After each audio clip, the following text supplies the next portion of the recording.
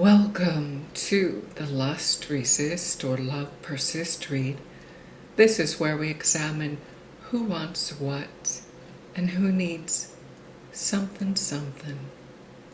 The cards we're using today are Erotic Fantasy Tarot, Romantic Tarot, Affirmation Cards for Women, Sweary Edition, and Inner Effing Peace cards.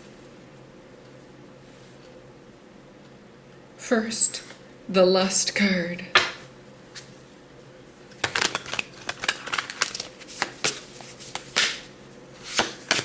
We have the Hermit.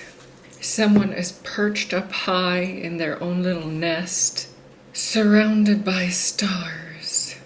It's awfully lonely and cold, though. They've taken a stand for something, and they don't intend on breaking focus. They know the mostest. They feel they're right about something, and they're prepared to defend it forever. Next, the Love card.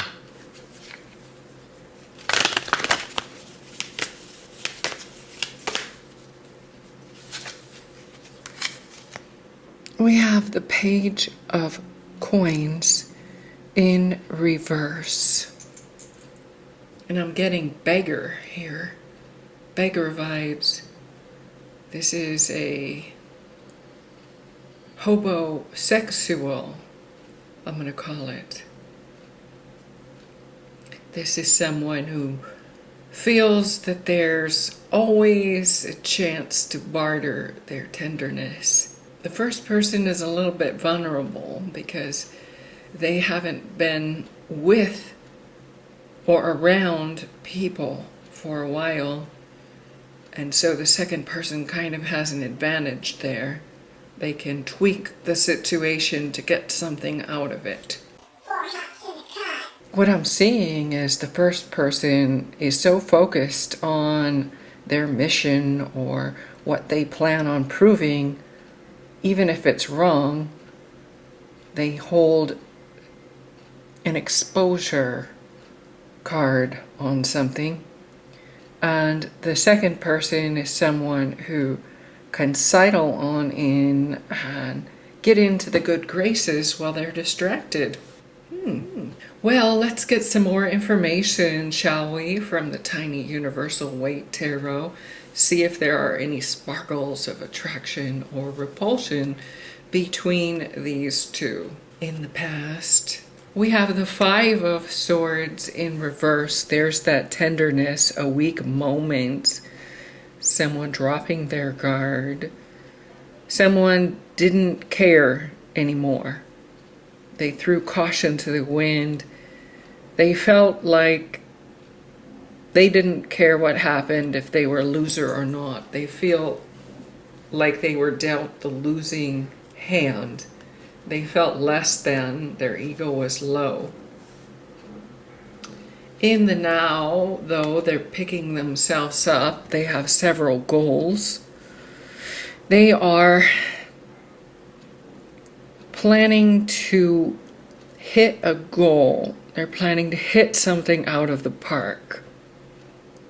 They feel like they have the evidence, or they're collecting evidence to hit something out of the park.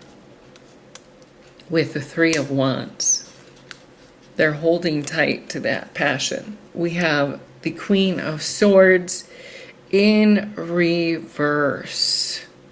Careless thinking, slipping up, not telling the truth. I'm getting more of a non-truthful vibe from the second person. The first person better stay on guard because the second person is none too scrupulous and takes advantage. The idea would be not to be so ultra-focused, bent on something. There's almost like a vendetta, revenge vibe going on with the first person. And the second person kind of sees that absence of awareness as an opportunity and they're an opportunist. Tell us some more, please. Well, the first person may work in some kind of system having to do with justice or the law, because we have the justice card here. They want to even up the score. Even if it takes a lifetime, they're willing to patiently wait until they get their man or woman, for that fact. With the 7 of coins, there's that collection of something they're looking for. And they don't plan on being disappointed. They plan on feeling really good when they triumph and prove something. With the 5 of Cups in reverse, they're gleeful about what they see because they feel that they have the right things going for them. They're on the right trail. All right. A second person, well, they're not spiritual at all. Like I said, they're a little amoral with the Hierophant in reverse. There's that lack of conscience, lack of scruples. They also are in poverty with the Ace of Pentacles in reverse. They don't have anything flowing their way in abundance. And they're a bit of a slacker because here's the Knight of Swords in reverse. That means that they have a lazy streak. They just don't get up or get at it at all. They're amotivational. So we have someone who is distracted and someone who's planning to take advantage of the distracted. Let's see the energy between them, because I just don't see any cups here. I see this as being very kind of maniacal, really. We have Temperance in reverse. They may get drunk together. They may drink too much.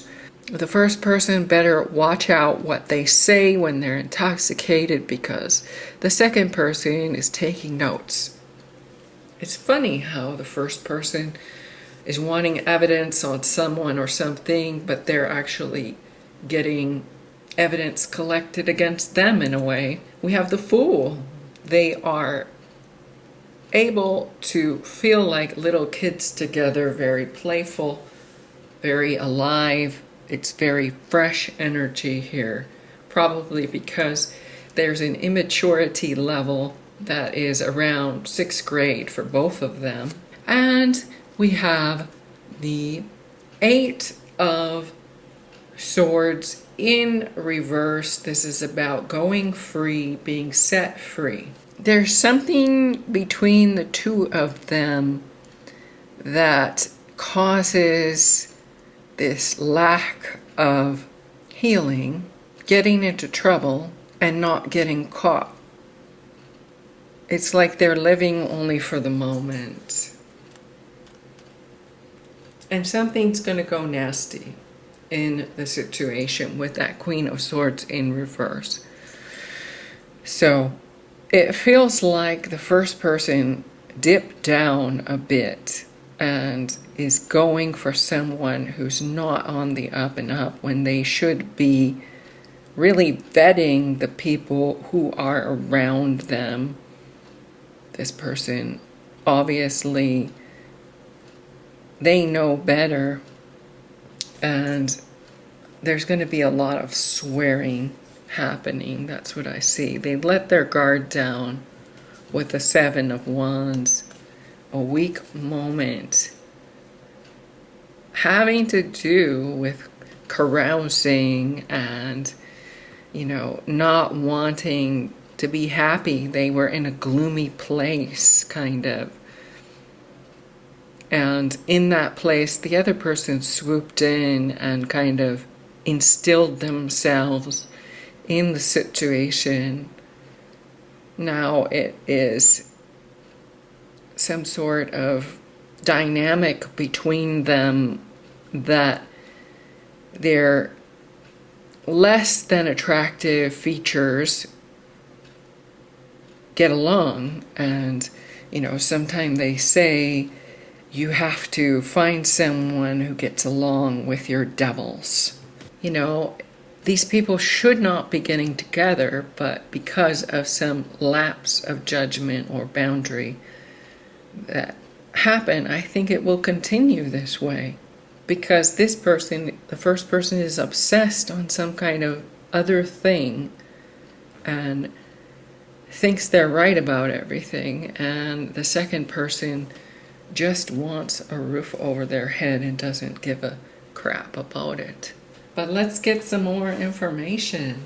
First person, please. What's sweary about them? No one gives an ass about the mistakes you've made. Everyone has their own life. The first person is hell-bent on another person or case or some type of obsession, but the person next to them can do no wrong. You're like a phoenix rising from the ashes, not an effing quitter. They want to rehabilitate the second person, or they think that that's what they're doing, and so they think they're doing something positive, like they're paying a penance, like they're doing a good deed. What's sweary about the second person? Never give up on your dreams for someone else's Essie's idea. Yeah, they're a creativity muncher on top of being a slacker.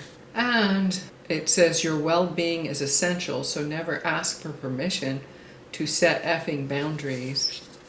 The second person actually has better boundaries than the first person, especially when it comes to their heart. This second person may have someone on the side because there are two of hearts card. So they love somebody else. They're just using this first person. They're gassing them up. They're playing a game with them. Well, how can we bring some peace to this situation, please? For the first person, it says surf the serenity. Just don't do something. Sit there. Collect yourself. Seek cosmic consciousness. These are our two meditation cards. See?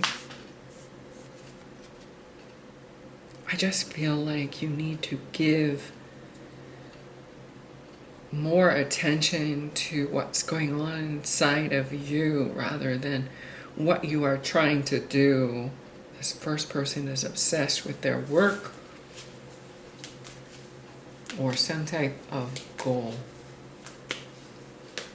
Getting evidence. The second person, how can they have more peace? One word, meditate.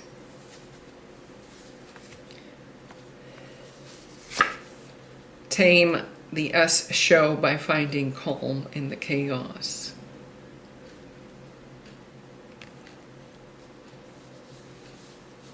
And it says, give that us up.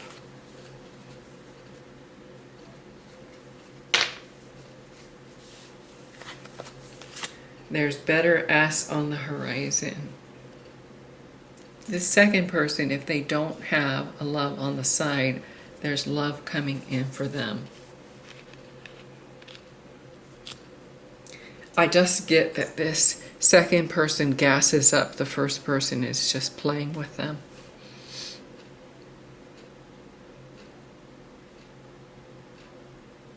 So this is a game, really. Someone's the fool, and they're getting away with being less than ethical and definitely not in love. My final analysis is this is a relationship based in convenience, codependency, and enablement. It's not exactly healthy, but it will do in a pinch. And that is what is lovely and lusty today. Thank you and namaste.